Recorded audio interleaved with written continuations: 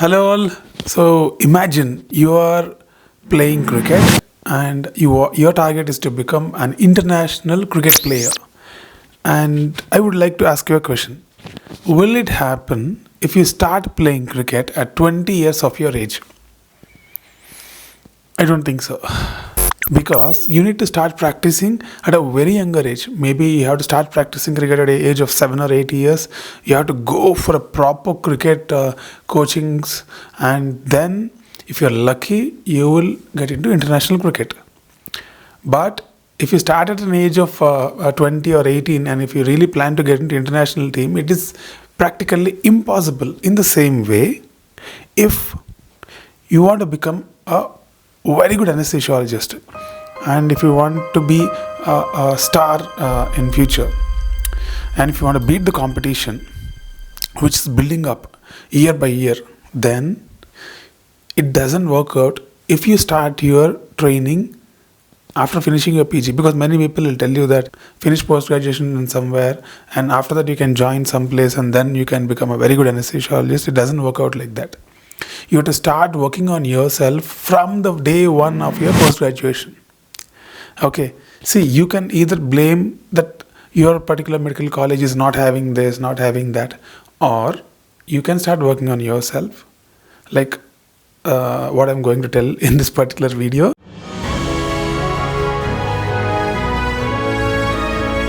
And become a pro in future. So what I'm going to do is, there are two students with me. One, this guy is a lazy student.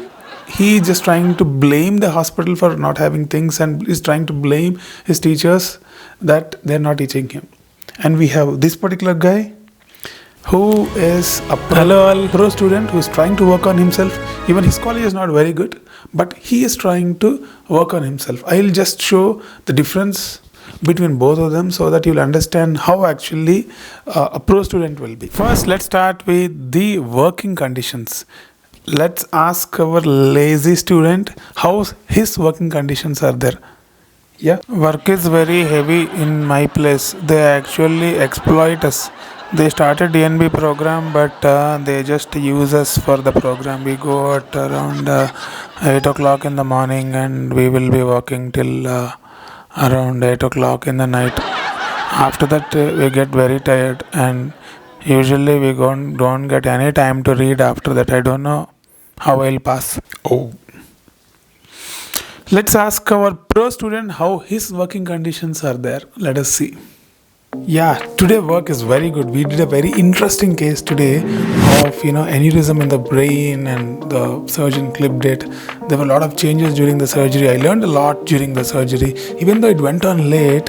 But I learned actually how to extubate such kind of a case and how to actually deal, the kind of changes, the hemodynamic changes which are happening during the surgery. I really loved the case today. So my conclusion from the working conditions is that don't blame that you're working for longer hours or you have to stay some extra hours like the lazy student. Try to see what you learned from that day and try to see, even if you're stuck with some complex case, try to see what you have learned in the difficult extubations or some complications are happening, then how the consultant or assistant professor or associate professor is actually dealing them and getting the patients out of danger. Try to learn those things. So that is how you become a pro student. So next area is about the presentations that they are doing. Let us ask the lazy student how he is coping up with the number of presentations. There are so many presentations to do. Every week there will be a PPT presentation. I am not getting time to plan my schedule. I don't know what I will be doing. Lot of presentations. Finally, what I will get out of this? I don't know. I hate this. So now let us ask our pro student about the presentations. Actually I love PPT presentations. I actually love to go in front of public and give talks because I was not very good at that. And during the PG time, I actually want to become a very good pro speaker in future. So I'm using all the opportunities to prepare good presentations. And every presentation I try to make it better than the previous one, so that people will start liking my presentations. So my conclusion would be, see, what you need to do is the presentation is an opportunity for you to learn public speaking and learn the skills of PowerPoint presentation. And now, so many new things are also coming up. So many people are using animations and the PowerPoint presentations, and so many new things are coming up. You have to learn how to use the gadgets and the technologies and try to be a very good speaker, which is very important for you because you need to project your work in future. So what happens in future is if you just do your cases and you go home, it's not going to work out. You have to attend all conferences. You need to be a faculty speaker and you need to project your work. So in that way, you get famous, and the hospital and the surgeons and your colleagues will think that you are a master. Coming to the dissertation or thesis, let us see what our lazy student is going to do. I just want to finish this thesis and then go away from this. I don't like to do this thesis, this data collection and all that. I hate it.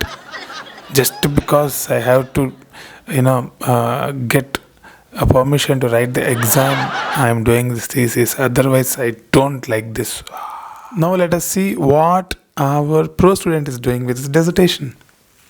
Yeah, my thesis guide is very good, and I actually chose a very good topic. I only selected it, and a lot of cases also happen in my place. I'm planning to publish that, immediately after finishing my post graduation, and along with that, I also plan to do some, case reports. I don't know how to do, but I would like to learn it from my assistant and associate professors.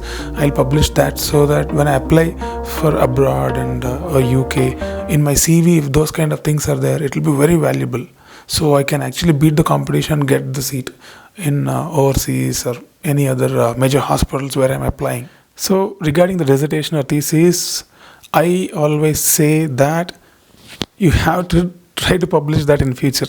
See, gone are the days when even my professors used to say that thesis is just obligation that you have to finish so that you can appear for exams. Those days are gone. So now the scenario is that people are actually doing a lot of case reports and case series, retrospective studies while doing the post graduation because the competition is building up, man. So you need to do some studies during your post graduation as well. So why don't you do a good thesis and try to publish that? That will build up your CV. Okay, think different. Don't be like this guy. Try to be like him. See, let's see what our lazy student is doing regarding the courses. There are so many courses available for anesthesiologists to do, like ACLS, BLS, ATLS, and even PALS and NALS. Also, I suggest that you should do. Let us see what he's doing. My hospital don't conduct any courses, ACLS, BLS, and actually I don't want to attend. I just want to learn intubation, IV line, central line, and I'm happy with that. Why to learn all the courses? Time waste, and a lot of money you have to pay for all these courses.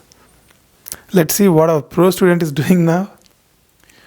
See, I actually, my hospital, doesn't have all the facilities. So, my interest is to become a cardiac anesthesiologist. So, I'm planning to do ECMO courses and also transthoracic echo, transesophageal along with ACLS, BLS, and other courses.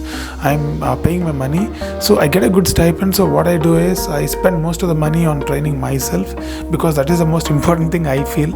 And if I have any doubt, I'll ask my assistant professors and they'll guide me and they'll tell me actually where to go. And I'll go there, I'll apply for leave, I'll go there and do the course and come back.